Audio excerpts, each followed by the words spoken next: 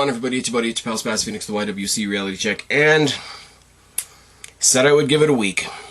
You guys knew I was going to talk about this eventually.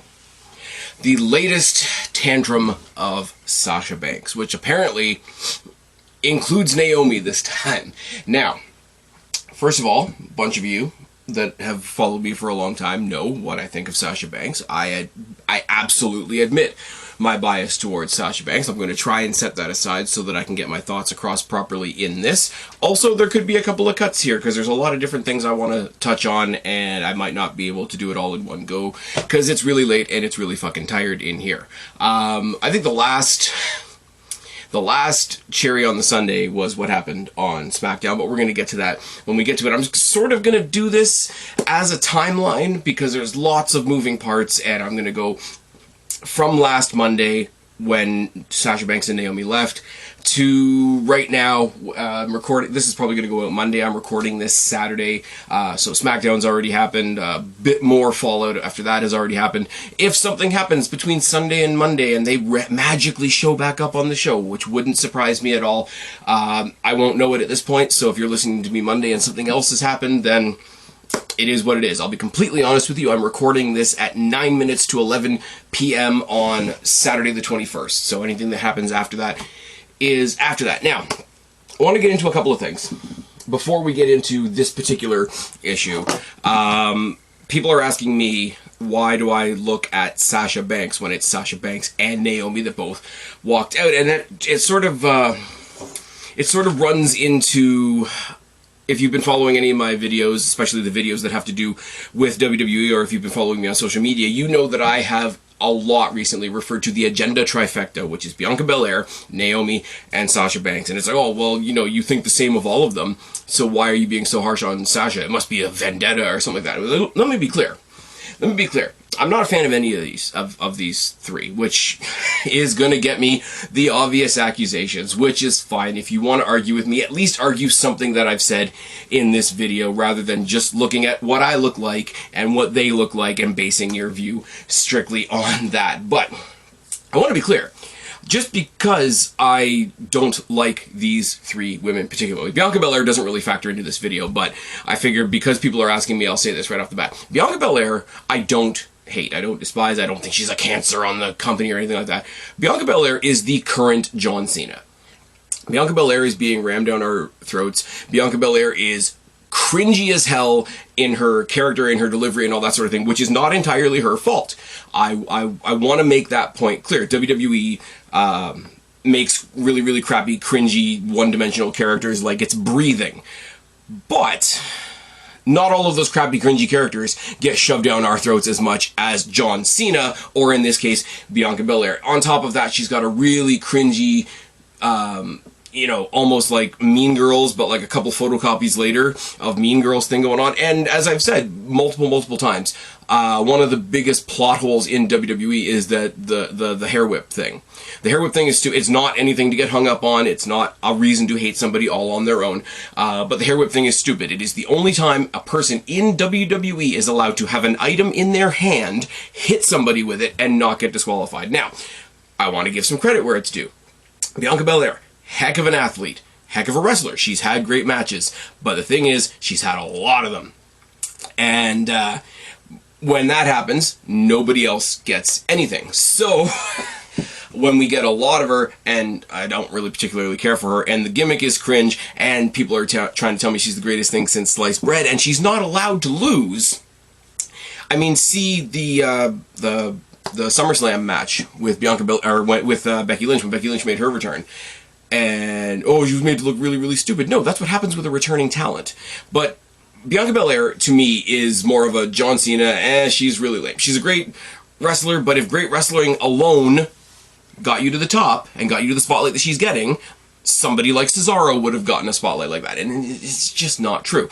Also, and this works against her, you can really tell that WWE really tried to mold her into the next Sasha Banks, which is not going to work out well for anybody. So I do have some positive notes for Bianca Belair. I just think it's a very surface level John Cena style being pushed down our throats more than we want.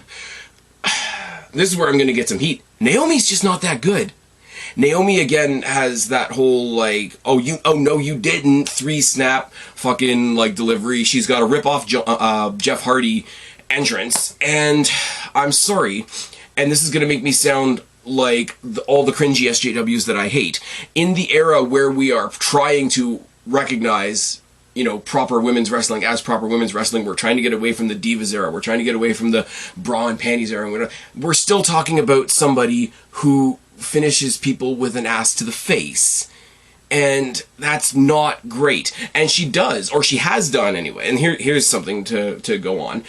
Look at Nikita Lyons in NXT right now, who's getting all kinds of shit because she does that, you know, wide split cover thing. Naomi's done that. Naomi's done that as a leg drop, and nobody calls her out on it because at least it's something.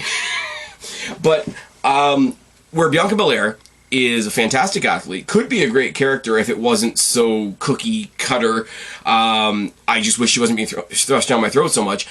Naomi, on the other hand, is just not that good. I know there's certain reasons why certain people want you to believe that you have to like her or you're a bad person, and it's evident with how many times they've tried to remind you that she's hooked up with the Usos, or how many times they've tried to partner her up with the popular person of the day, be it Becky Lynch, be it Sasha Banks for some people, be it Paige back in the day. So it's one of those, they don't do anything with her, and then they realize that she's not that great, and then they try to buddy her up with somebody who's popular, like her husband, who's now one half of the unified, undisputed WWE Tag Team Championships. They'll try to partner up with that, and then when she goes on a singles run, and it's like, okay, yeah, but what we liked was the person that she was attached to. It's this big, oh, well, what do you mean? You can't say she's bad. I'm like, well, you definitely can. Like, the fact that she has the tag team title right now is cool, because the tag team titles are the closest thing we're going to have to a mid-card title in WWE. We do not have what AEW has with the TBS championship. Now, less said about that, the better. But if we had an equivalent of that in WWE, cool. Give that to Naomi. Let her be the figurehead of that mid-card. I would have no problem with that whatsoever. But they really just try to make her come off as better than she is, and her fans try to make her come off as better than she is. And I'm sorry, a lot of her fans are sexually transmitted from the guy that she's married to. That might be crass, that might be rude, that might be, you know, oh my god, you can't say that, that's taboo, whatever. Like, I'm literally ripping off a line that AJ Lee used on the Bella Twins, and you guys all cheered for it, so whatever. Sasha Banks, on the other hand. Now, you got Naomi, who's just portrayed as better than she is. You've got Bianca Belair, who could be great, but is shoved down our throats, and that's resentable, and plus there's a whole lot of shitty things surrounding her character that are not necessarily her fault. On the other side of the coin, you have a absolutely trash human being like Sasha Banks. Now, I'm going to say this, and this is going to be incredibly out of date. Now, most of the things that I am going to, you're going to hear me tapping because I'm going through my phone for stuff, but most of the things that I'm going to reference tonight that are quotes or secondhand accounts or whatever, I'm going to try my best to give the reference for where I'm grabbing that quote from or where I'm grabbing that information from, because A, I'm not a news person, and B, you know, it's just the right thing to do. But this is actually, if I can get my friggin' phone to work, this is actually just me. This is just something that I wrote up a long time ago. So it is out of date at this particular point. But a couple of years ago, I was getting prepped to do a video on the topic of Sasha Banks because it was after one of the times that she fucked off and disappeared. This is the person that would have you believe, and her fans would have you believe, and her cult following would have you believe, is incredibly misused and never given anything and never used to her fullest potential, and she deserves the world. She's been given the world. And more. Oh, yes. This is something I wrote up a while ago. As I said, I was getting ready to do a video with Jake on the similar topic. So the time frame is skewed. The time frame specifically refers to 2014 to 2019. And yes, I know that's 3 years ago, but I'll get there when I get there. From 2014 to 2019, Sasha has been featured in over 33 pay-per-views for whatever brand she was on at the time, NXT, Raw, respectively. By featured, I want to be specific. By featured, I mean she was in the title match, she was in the main female storyline at the time, she was in the only female storyline at the time, or she had the longest women's match of the night on nights where there was more than one women's match going on. In that time, in that time, going back to 2019, she had been a one-time NXT champ, four-time Raw champ, one-time tag champ, totaling at that time, like I say, 3 years ago, approximately 260 days as a champion of some kind. She was noted as the first NXT Women's Champion of Color. She was the first women's main event for both NXT and Raw. She was in the first ever women's Iron match, both on NXT and on Raw. She was in the first women's Hell in the Cell. She was in the first women's Royal Rumble. Now, I know that one doesn't count very much, because that could account for 30 other people. But in the 2018 Women's Royal Rumble, the first Women's Royal Rumble in WWE history, she was booked to be the one that lasted 54 minutes and 46 seconds, making her the first ever Iron Woman in WWE history. She helped introduce the current iteration of the women's the current WWE Women's Championship before it was split between the two brands. She helped introduce the first ever Women's Tag Team Championships of this modern era. She rarely takes a pin in a tag match because they put her with somebody who can take the pin or her team wins. She rarely takes a pin in multi-women matches, and one of the things that got knocked off this list was she was one of the few people in Ronda Rousey's initial run that wasn't a complete squash. Now this, as I repeat to say, this little period of time that I did back then, and like I say, I had to go back in my archives of stuff to find that little note from an old planning sheet, but that does not include her fucking off 3 times in WWE.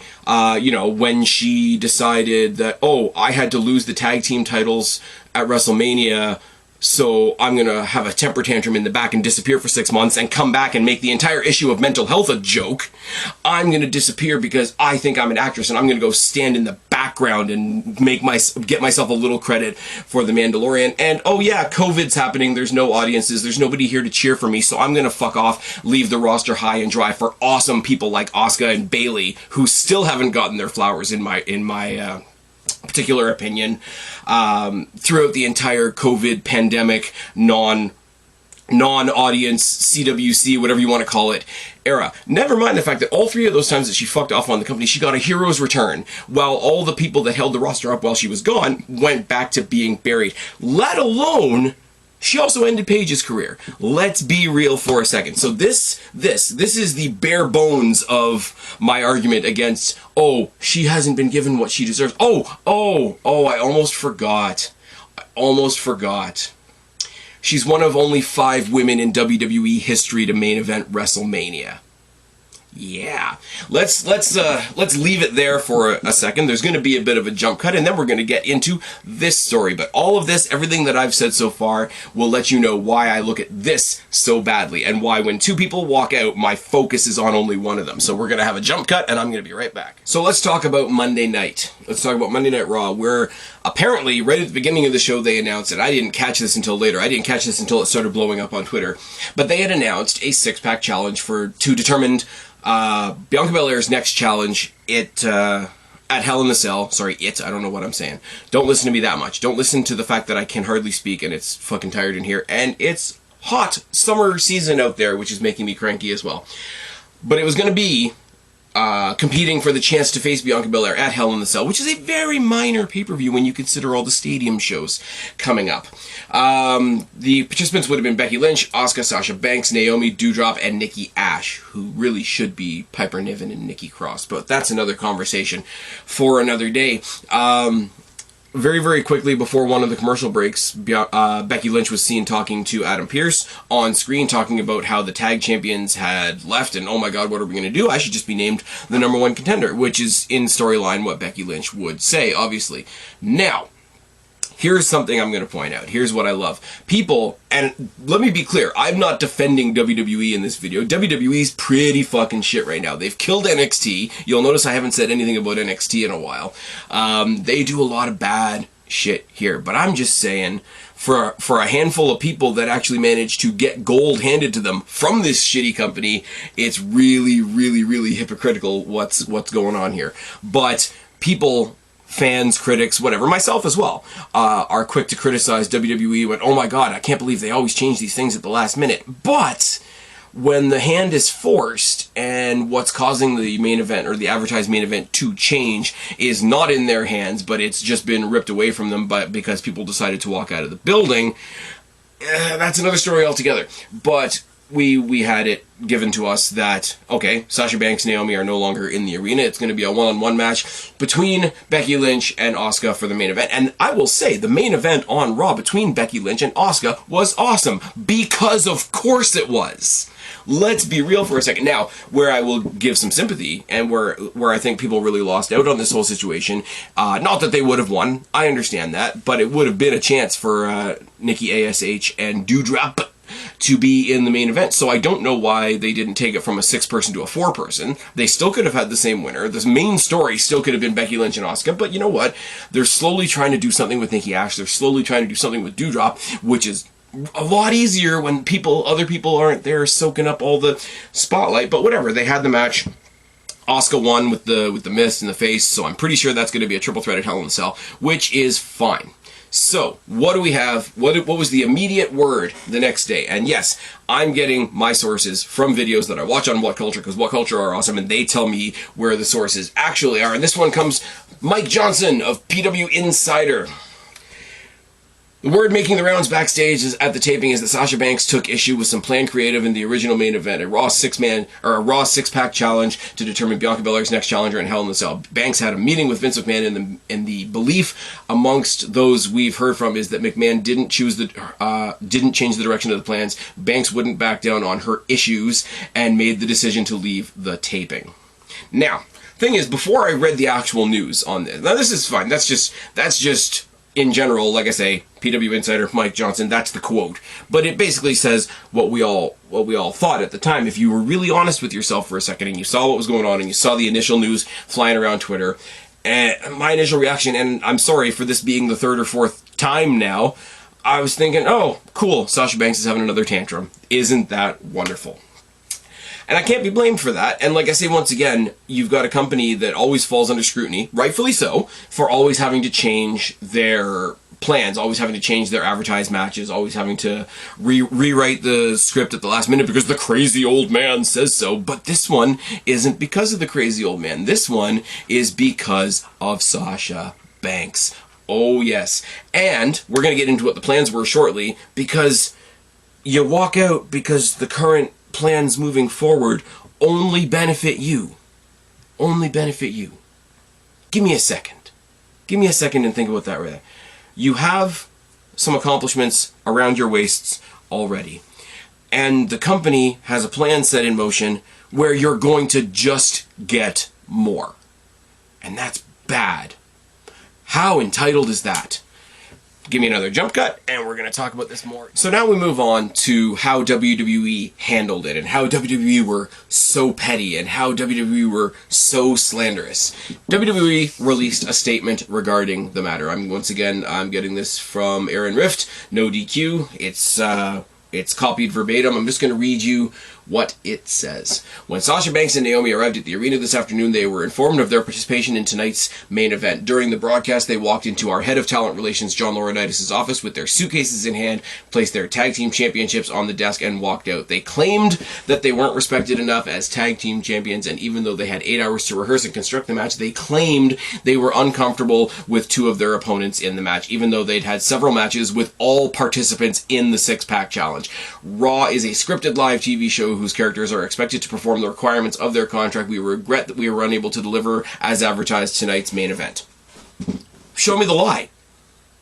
Show me the lie. And here's where I'm going to say, give me the independent contractor argument, because here's the deal. Actual contractors are independent contractors, but if I give somebody a fuck ton of money to come and fix my sink, and then they don't come and fix my sink, then we're going to court or something. Like this catch-all, these people out there that want to be champions for the wrestlers, but only the wrestlers that they back up, not the ones that were absolutely fucked over by shit like Me Too. It was an absolute cancer on the world in general and wrestling. Let's just put that one out there. Except for Velveteen Dream, that one took a little while. I wonder why. But again, show me the lie. Show me the lie. We regret we were unable to deliver as advertised tonight's main event. They have to acknowledge that they weren't given tonight's main event because Everybody else, if this didn't come out, if the news hadn't come out, it would have been, oh, one more time the WWE advertises something and doesn't deliver. They must have had the crazy old man, rewriting everything at the last minute, which normally would be true. And normally is something that these two would have hidden behind if this news didn't come out. Monday Night Raw is a scripted live TV show whose characters are expected to perform the requirements of their contract. If you want to get paid, you gotta come to work. And now I know in general, in society right now, that's a terrifying concept, but it is what it is. And that's all I've got. If you don't go to work and still expect to get paid, and you don't go to work and you don't expect there to be consequences, you are a shit human being. Not only because you have put the place that pays you in an awkward spot, you have affected your coworkers. Because when we talk about WWE constantly rewriting things, giving people their scripts at the last minute, giving them a change in the gorilla position as they're getting ready to go out for a match, and yes, that would put stress on a lot of people. So think about the stress that put on Nikki Ash and Doudrop, who were hyped because they thought, okay, again, I have to underline this. We know they weren't going to win, but when was the last time Nikki Ash or Doudrop was anywhere near a main event of Monday Night Raw? So they lost that, and Asuka and Becky Lynch went out there and had a fantastic match because they're pros, but they still had to adjust to the fact that, okay, all day we've been getting ready for this six-pack challenge, and now we got to carry it on just our 4 shoulders. So you need to think about that, not your little temper tantrum because everybody's not licking your asshole. Okay, they claimed they weren't respected enough as tag team champions, even though they had 8 hours to rehearse and construct the match. They claimed they were uncomfortable with 2 of their opponents, even though they'd had matches with all the opponents involved in the past with no consequence. Now, the roster isn't huge, but Naomi has fought Asuka. Naomi has fought Becky Lynch. Naomi has fought Doudrop. Naomi has fought Nikki Ash at some point. Same thing goes for Sasha Banks, because, clearly Sasha Banks has buried everybody. So that sounds like a really, really bullshit excuse. Does it not? During the broadcast, they walked to the head of WWE Talent Relations, suitcases in hand, and placed their tag team championships on the desk and walked out. Now, first of all, that's a diva drama, look at me, look at this big statement that I'm making movement, is it not? But if you also surrendered the champion, okay, now, a lot of times in kayfabe, if somebody's fighting with the authority figure of the time, they get stripped of the title, or they have to hand over the title because of injury, or they have to hand over the title because, Becky Lynch handed over the title because she went and became a mom with Seth Rollins, and congratulations to her. There's a lot of kayfabe handing over of the title, but they did it for real. So when we get to something later on, you can't all of a sudden pretend that it's oh so precious and oh so terrible that they've lost these titles. They didn't lose them. They dropped them. They did the Medusa drop it in the bin, except they dropped it on somebody's desk because they thought they were making a statement. There's nothing wrong with this because it literally just says what happened. This has such reek of like the Johnny Depp Amber Heard trial, if you guys are following that. There's still not very many, because even the feminists have avoided Amber Heard at this point, but there's still a few who's like, oh my god, if he ever loved her, how could he possibly run her name through the dirt? He's not running her name through the dirt. He's literally saying what she did. She cut his hand open. She shit in his bed. She got a makeup artist to make her face up so that she could make false abuse claims, and etc., etc., etc. WWE didn't do anything wrong here, because they didn't lie. They didn't say, this, that, the next thing. Oh, John Laurinaitis is in the back with a black eye because they threw something at him. No, they dropped the belts on the thing and left. And they did. So, it's a bunch of slander. It's a bunch of burial. No, it's here's what happened, guys. Sorry about the main event. Then we go on to the next thing, because we can't just bury one person. We gotta bury everybody. So, I'll make a comparison here.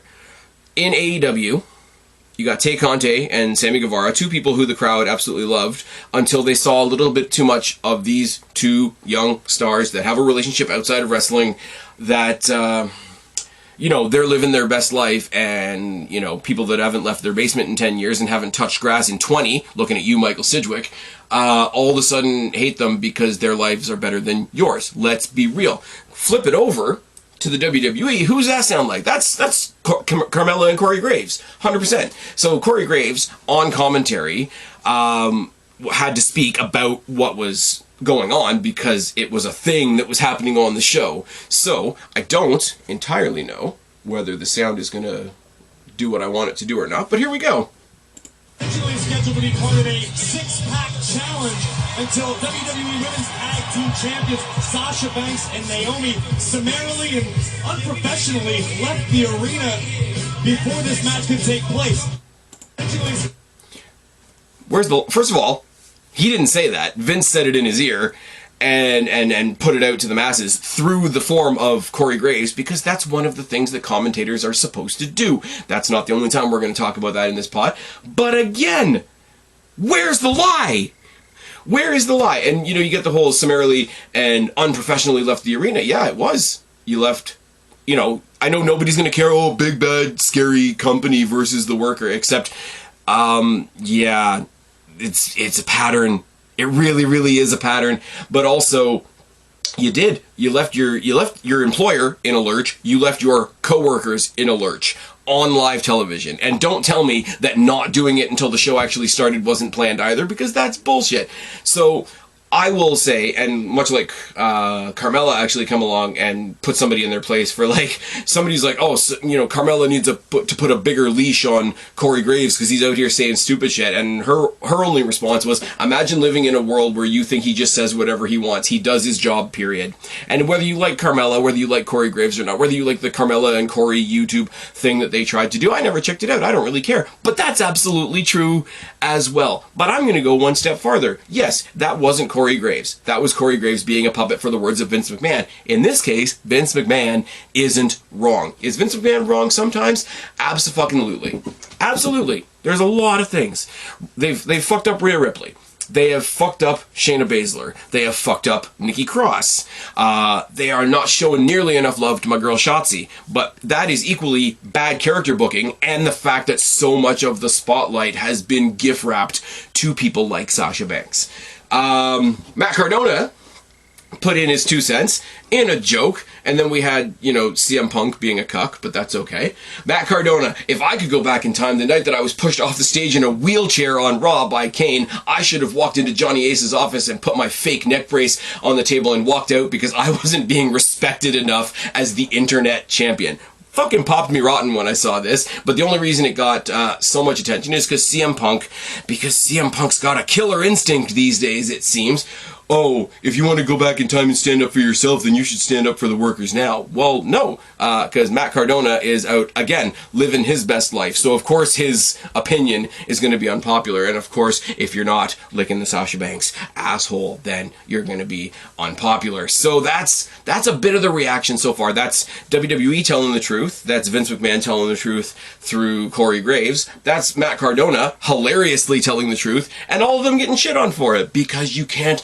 Thou shalt not speak against the Banks. It makes my brain ache. Give me a second. So the next question. You've got current women's tag team champions in this six-pack challenge to go for yet another belt. And what was the horrible booking that was going to be done here? Was Becky Lynch going to go over Sasha Banks, or was Nikki Ash, who still has a relatively silly character, I'll grant you, was she going to pin Naomi? Were they going to be made to look silly? Were they going to be made to pin each other, which was a rumor that went around that was squashed quite quickly? No. Naomi was going to win the match. Naomi was going to face Bianca Belair at Hell in the Cell. That's it. Naomi was going to face Bianca Belair at Hell in the Cell. Which, as I say, of the three of them, they're the less too annoying ones. And let's be real once again with... actually, hold on to that thought. I'll get to a sort of a closing issue on that in a second. Sasha and Naomi reportedly made a pitch to have face Nikki and Doudrop at the Hell in the Cell, PLE, but it was turned down. WWE wanted Naomi to face Bianca Belair for the women's title at the event. There was also said to be a pitch for Nikki and Doudrop to interfere in the Hell in the Cell match, but that was turned down as well. So, the initial quote, according to Fightful, I don't have an actual person's name here, but according to Fightful, those that we spoke to that worked on the match indicated that the match was to be constructed not to have Naomi interact with Sasha Banks, not to have Doudrop interact with Nikki Ash, and to have Naomi pin Nikki Ash to get her shot at Bianca Belair. Now, combine this with the next little bit of news that I'm going to say, and again, Mike Johnson, PW Insider, here's where it goes. The conceived storyline was that Naomi would have to go to Hell in a Cell and face Bianca Belair. There are some who believe that this week's SmackDown the angle would have been for Sasha Banks to wrestle Ronda Rousey, also likely at Hell in a Cell. Now, they're going to try and tell you that they didn't want to do that. They didn't want to fight for those singles titles. They didn't want to have 2 individual matches, 2 individual spotlights on them, because they were so concerned with the legacy of the women's tag team championships. We're going to get to that in a second as well. But I mean, you don't build the legacy of those titles by dropping them on your boss's desk and fucking off like a hooker that didn't get paid. But here's my problem, right? Who are the 2 biggest women's names in WWE right now? Indicated by gold, it is Ronda Rousey and Bianca Belair. Now, secondary to them will be Naomi and Sasha Banks, because they are the tag team champions. Those are mid-card titles, etc. And then we need to get into the ghost of NXT. We don't need to do that. So, on the minor show, Hell in a Cell, B pay-per-view. Everybody, when we do the themed pay-per-view, says, oh, what the fuck's the point of this? These pay-per-views don't matter anyway. On that B show, you were going to have main event spotlight, realistically, because we all know the thing with Roman Reigns right now. We all know that he's got a lighter schedule. He might not have even been booked on Hell in a Cell. I don't know whether that was confirmed or not. So don't quote me. But if Roman Reigns, after the weird 6-man tag they did at the last pay-per-view at WrestleMania Backlash, wasn't going to be on this show, then one of these matches would have been the fucking main event. Think about that for a second. So your problem is, well, already holding one title, you're going to go for another title, and one of you's going to be in the main event. Now, it doesn't put focus on the tag team championships because, if you're looking at singles gold, then, you're not focused on the tag team titles. Okay, I have 2 different things to say about that. First of all, I'm going to use AEW as a prime example. Somebody that I really like in AEW, Jungle Boy, current AEW Tag Team Champion, not too long ago, had a singles match. Not for the TNT title, not for the world title. It was for the 3rd tier, not even really technically recognized FTW title. And he lost. I mean, with chicanery and fuckery and all that sort of thing. Nobody really cared, because they knew it was eventually going to build towards this triple threat match that they have coming up at Double or Nothing, which does look pretty sick, and we'll have a preview with myself and hopefully Guapo. That's another story for another day. I will also tell you that literally Sasha Banks herself proves that this is bullshit, because when she held those tag team titles with Bayley, they also held the singles titles as well, because, Sasha Banks sitting here, if I've got 1 belt, why don't I have 2? So that's bullshit. She doesn't believe that, because she's shown in the past that doesn't believe that. But, they're not facing each other, as was rumored. The whole rumor was, WWE wanted them to fight each other, Naomi was going to pin Sasha Banks, which, I mean, okay, again, one more time, I'm going to throw it to AEW. The Owen Hart tournament, Dax pinned Cash. And nobody seems to be that upset about it. They still have 2 sets of tag team titles. Now, there's not 2 women's tag team titles in WWE, but you take my point. It's a really, really, really weak argument. But if their bullshit argument is that they wanted to focus on the tag team titles because that was their sole focus, and a singles title would have taken away the focus and whatever, here's where that logic falls apart as well. Hell in a Cell is the last regular pay-per-view for a while. We have 3 stadium shows after that. We have Money in the Bank, we have Clash at the Castle, which is a stupid name, but whatever, and we have SummerSlam. If the booking that is suggested here was going to happen there, that they were going to get cost their titles, and why would they worry? Why would they be upset that Doudrop and Nikki Ash were going to come and cost them their singles titles if the tag team title was their focus? Also, that would have gone to the next pay-per-view, which would have been a stadium show, which would have been a larger platform for you to have that Nikki Ash, Doudrop pay-per-view match you wanted in a stadium, if that was what you really wanted. But again, they're talking absolute shit. Okay, so the whole, we didn't like the booking because it wasn't respectful. You're going to be put up against the 2 best women in the company on a minor show. You're not even technically going to lose because it's going to be interference and bullshit, so you're still protected. You're going to get the tag team championship match you claim you want on an even larger platform against the people you want, against the people that you were probably indicating earlier on the 6-pack challenge were really, really, really, dangerous or whatever, even though you faced them before. So none of the story of it makes sense. Make it make sense. You know what the hashtag, put it down in the box below. Make it make sense. Okay, what do we got next? Let's just see. I've lost all my tabs, so again, give me a second. Some conflicting reports now. Now we got to talk about, okay, because the fans can react however they want. WWE can have the audacity to talk about what has actually happened and just, you know, lay out the facts and, hey, we couldn't give you the main event and this is why these two ditzes walked out and whatever. What does everybody in the back, say? During his podcast, Wade Keller of the PW Torch VIP.com podcast, which I've never heard of, that's fine. The quote is actually from WrestleNews.co, and I'm reading it on no DQ. Have I credited everybody? Okay, let's go on. Behind the scenes, there's not a ton of instant sympathy or a thought of, oh my god, finally they took over this massive injustice that was going on. It was more like, what? Where did that come from? How did they get themselves so worked up over this? Which is a pretty realistic reaction, because with one or two exceptions, everybody else that they could possibly talk to in the back have been given shite compared to these two women. So I don't feel bad for that whatsoever. But then you get to something that is a little bit more detailed. This one is from Steve Carrier of RingsideNews.com. So again, take it for what it is worth. I have lost my place. We've asked around about the Sasha Banks and Naomi situation. The general feeling is that Banks has far more heat than Naomi. In fact, we are told that Naomi is still, quote, very popular, and, quote, many people feel that Naomi was actually manipulated by Sasha Banks into walking out. I can believe that. I'm going to pause for a second and say, I do believe that there is, like I said at the beginning of the pod, there is a huge discrepancy between Naomi and Sasha Banks. I don't like either one of them, but my whole feeling of fuck off, Sasha Banks, you have been handed the world, is not nearly as strong with Naomi. Naomi has still but has fought for main titles at WrestleMania. Well, people that maybe would have not even gotten that, but gotten a chance, are still doing silly 24/7 stuff. So there's a great discrepancy here, and what we're seeing here from Ringside News actually does back that up. I don't agree with either one of them. They're both wrong. Sasha Banks is a whole lot more wrong. Sasha Banks has more of a pattern.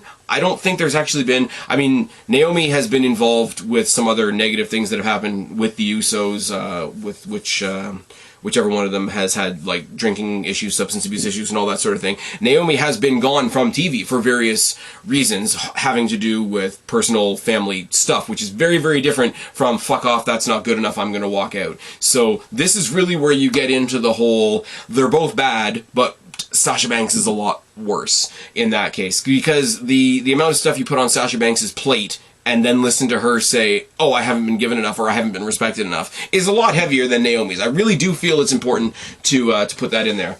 So where was I? I lost my place again. Don't like doing live reading stuff to you guys on a podcast, so this is not my forte whatsoever. But we've asked around about the current Sasha Banks-Naomi situation. The general feeling is that Banks has far more heat than Naomi. In fact, we are told that Naomi is still, quote, very popular at backstage, and, quote, many people think she was manipulated by Sasha into walking out. We can confirm that the big heat on Sasha Banks in WWE is legit. In fact, we are told Sasha is not well liked, in quotes, backstage at WWE. At this point, she has, quote, alienated everybody backstage. On the other hand, we are told that Naomi is still very liked. I am literally aware of two people that have publicly said anything positive about Sasha, and the funny thing is, this is all on Sasha. We haven't heard anything about Naomi. Nobody has even mentioned Naomi. It's all Sasha. And then they go on to mention Jimmy Uso is obviously in the back sticking up for his lady, and that's absolutely fine. The words effing Mark and effing Diva have been tossed around quite a bit when describing the entire situation, and then it goes farther into how Jimmy Uso is obviously defending Naomi. And what I think of Naomi aside, obviously Jimmy Uso is going to stick up for Naomi. That's absolutely fine. But this really does illustrate what I was saying before in the beginning. As I say, at this point, throw Bianca Belair back on my screen. I really don't care. If Naomi... Even though I don't like her, if Naomi has been dragged along into the gravity of Sasha Banks's, whatever you want to call it, sort of diva-ness, then despite not liking her, I am going to have a little bit of sympathy for her. If this all comes out in the wash where, you know, Sasha Banks wanted to do it and she was like, oh, come on, we need to show some unity, then that's pretty shit on a different level, because now you are manipulating somebody else that doesn't nearly have the leg to stand on that you do, let's be real, and hasn't been given as much as you do, and, you know, doesn't have a role, you know, standing in the background being furniture on Mandalorian to lean back on. So that's... I like that, because that sort of solidifies a lot of the things that I've had to say in the past. Now, we can always say, we don't know what happens, we're not there, we shouldn't listen to the company either, we should listen to the stars themselves, and farther away from listening to the stars themselves, you would at least go to the people that know them best, which is where we get a statement from Ariane Andrew, formerly known as Cameron, the other Funkadactyl with Naomi, who just... This is a ramble, so I'm going to try and get through it as best I can. What I think happens is I'm going to remove Sasha from the situation, because Sasha's done this before. Sasha's a great athlete, don't get it twisted. I don't want any of her fans coming for me. Like, okay, pause. She's admitting right there what the Sasha stands are like, which is fucking great.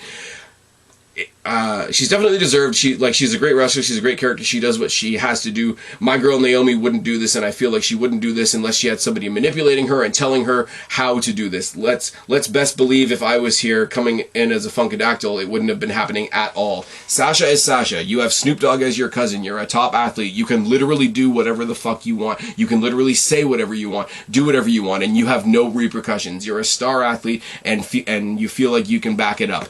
The one thing she can do is back it up. And I was like, oh, I can have all these people back her up without leaving and do so, or do the work. Sorry, it's rambling here. She's a fucking top fucking bitch, and she can fucking back it up. But when you have the top agent and a top celebrity backing you up, 1,000% you're going to have that extra boost. But Naomi wouldn't do this. Where's her boost? Again, this is somebody not necessarily telling a whole truth. She obviously has her own bias. She's looking out for her friend Naomi. But this is somebody that would know better than we do. And even she's saying Sasha Banks probably wanted some backup. Sasha Banks already gets this ridiculously fair treatment, or ridiculously unfair treatment, rather. Sasha Banks already has these rabid fans. She literally says in the opening line of this little ramble, I don't want her fans coming after me. That should tell you something. That should tell you something right there. As I say, and I'm going to keep saying it, they're both wrong.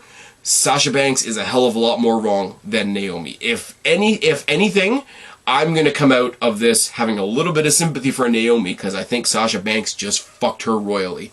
Yeah, time for another jump cut, because I'm not professional at all.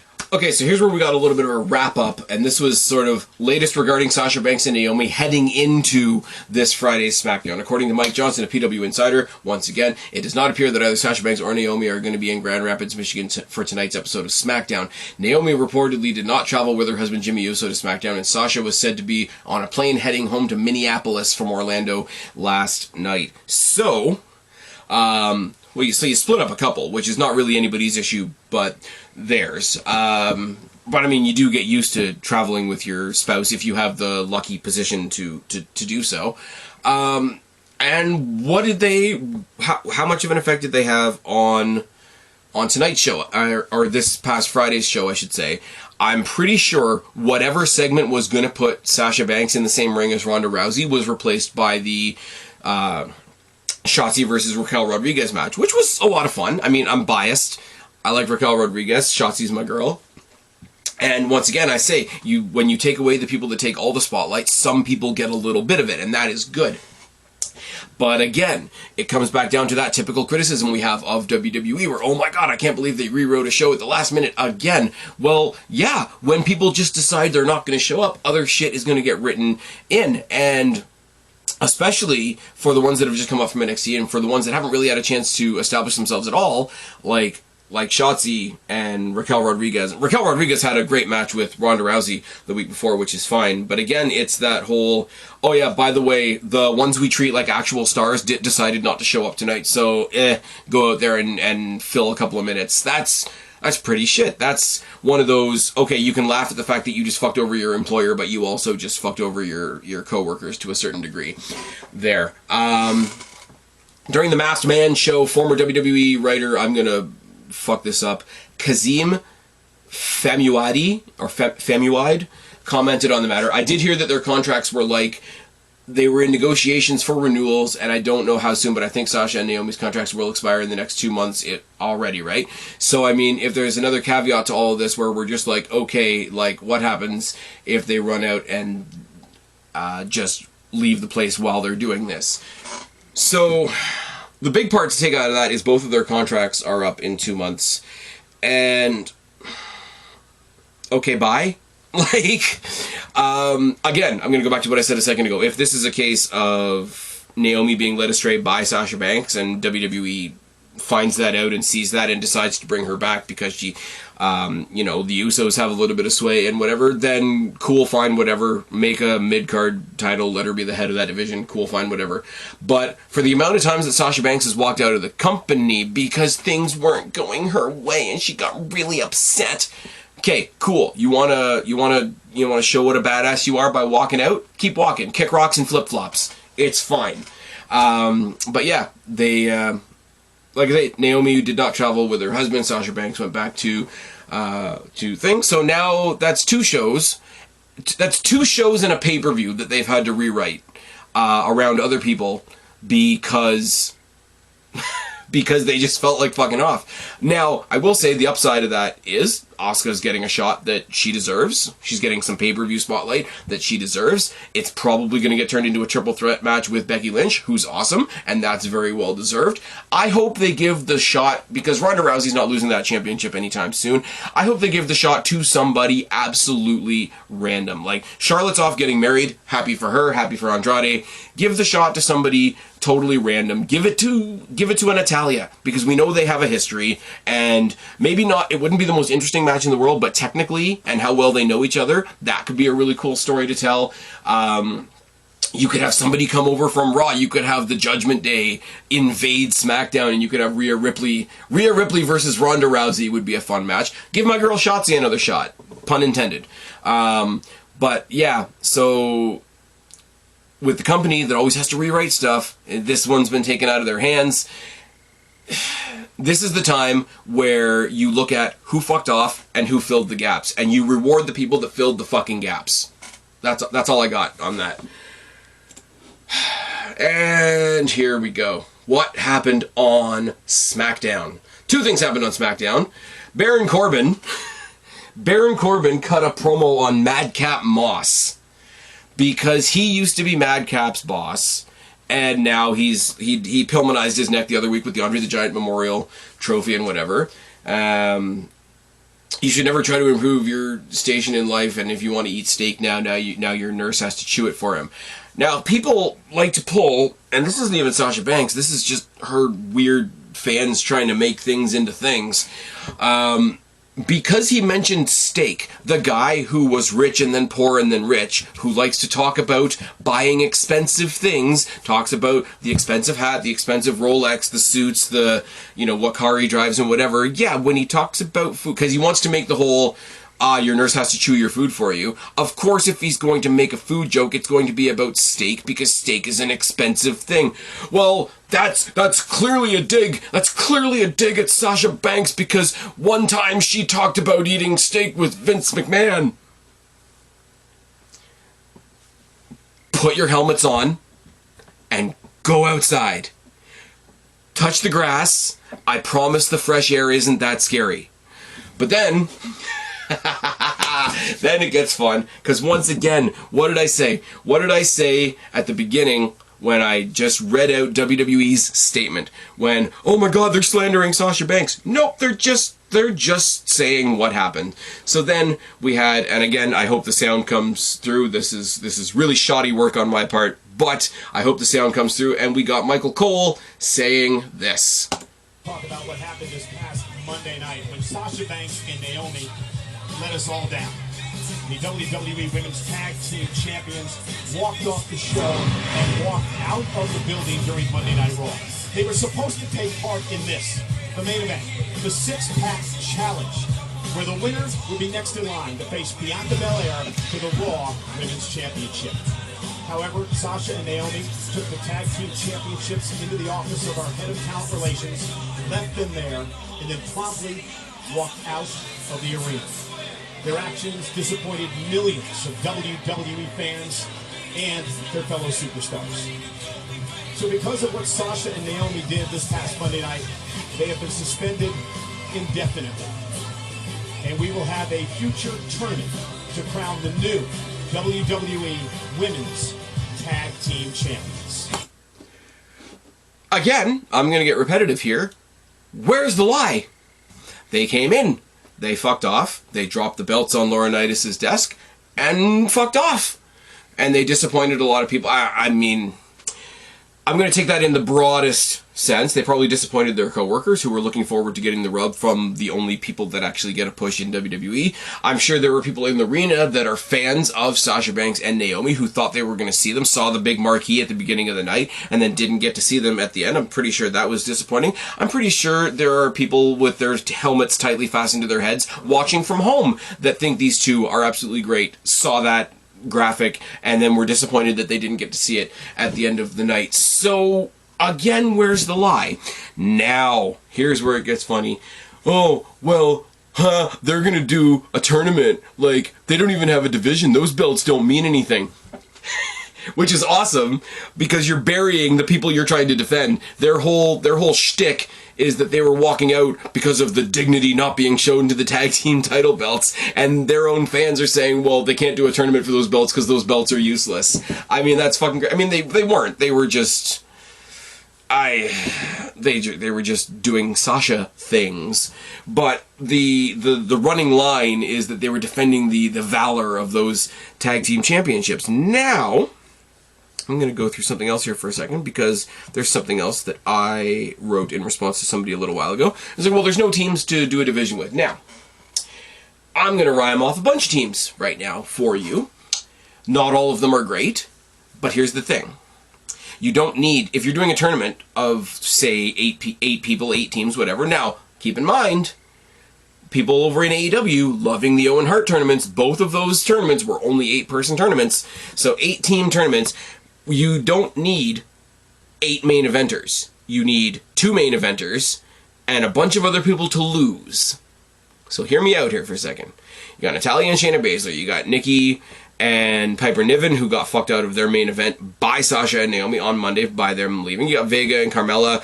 I'm predicting... Here's the thing, I'm stretching for this, but because they're both involved in the 24/7 nonsense, I could see them putting Dana and Tamina together as a team, because they would go out in the first round, and that's absolutely fine.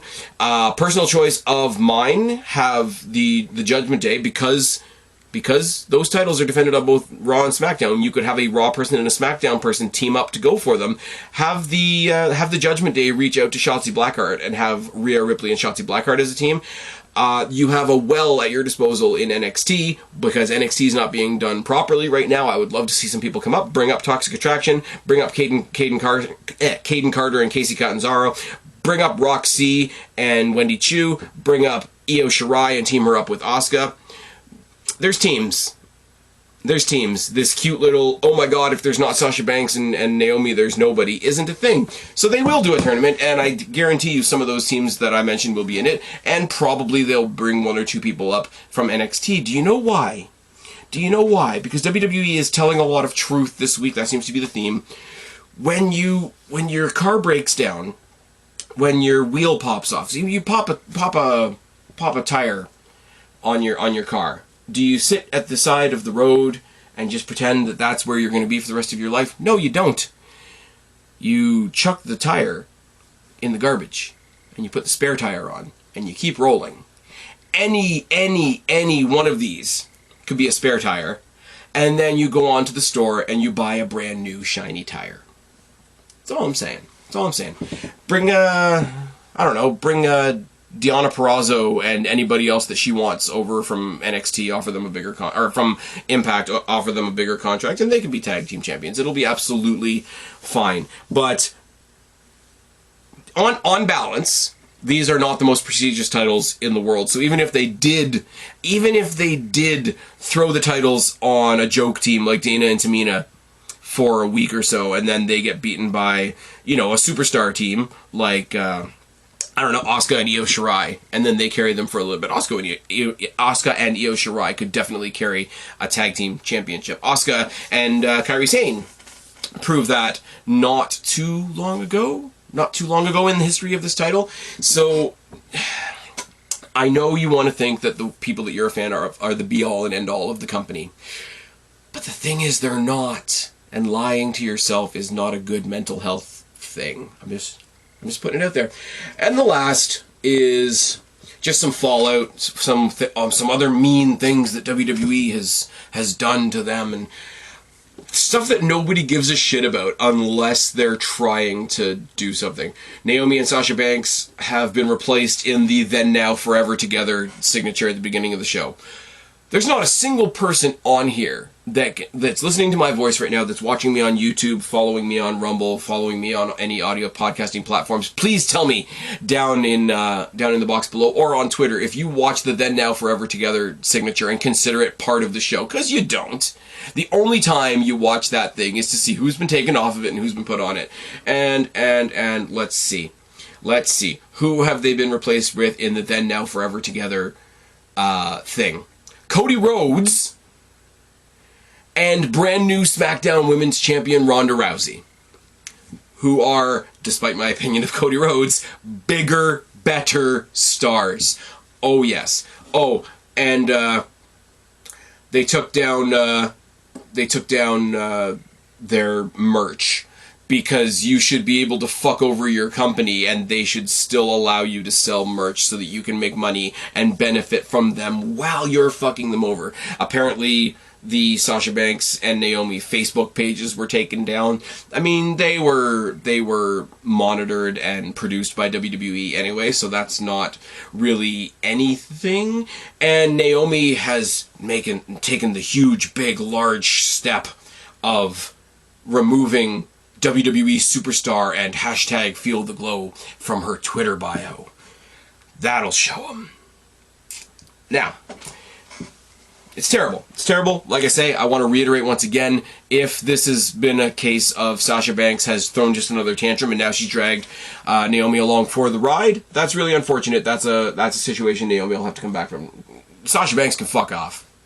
Sasha Banks can absolutely fuck off. And I love the conversation, and yeah, I know it's fine for the most part.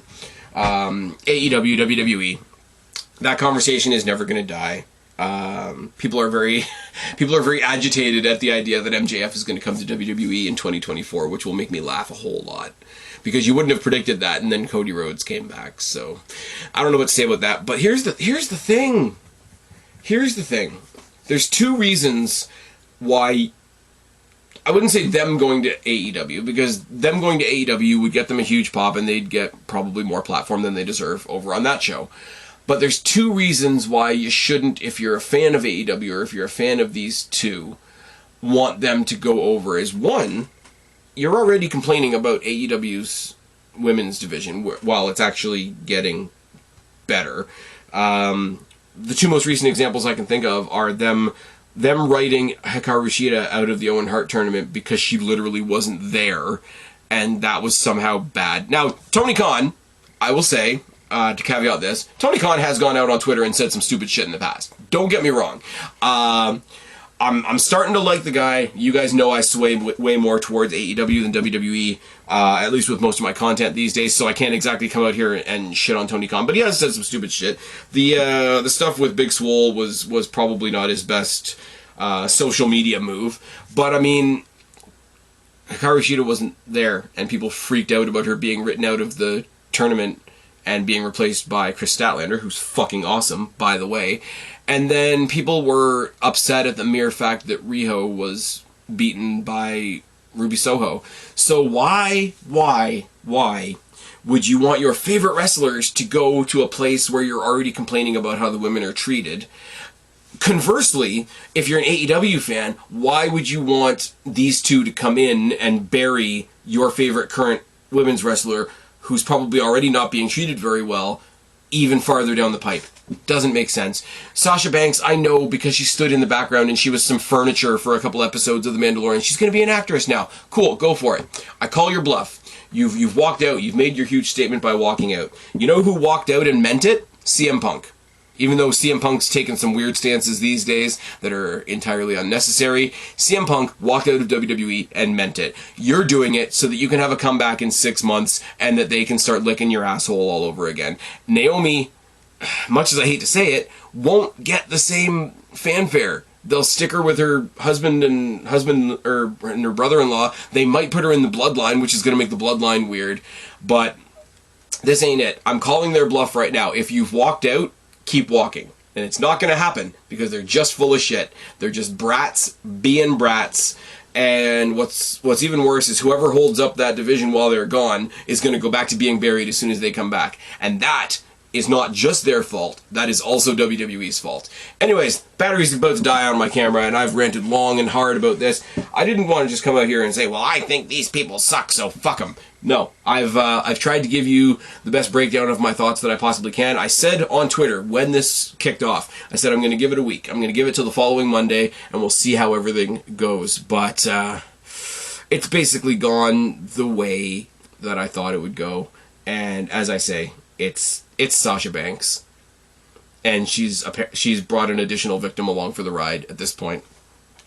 I don't know what to say. This isn't going to make me popular. I'm going to get called racist. I'm going to get called sexist. I'm going to get called this, that, and the next thing. And I don't know. I don't care. Welcome it. Put it down in the box below. If you're stupid, I'll delete it. And if you get stupid on Twitter, I'll delete it. That's it. What else do you want me to do? I'm not going to fight with people that don't have their helmets on properly. I'm Vince Spaz, your YWC reality check. Subscribe up there, talk down there, start a conversation. Keep all these conversations going, especially this one. Don't be a stranger. I'll talk to each and every last one of you later, but for right now, I am tagging out. Bye, guys.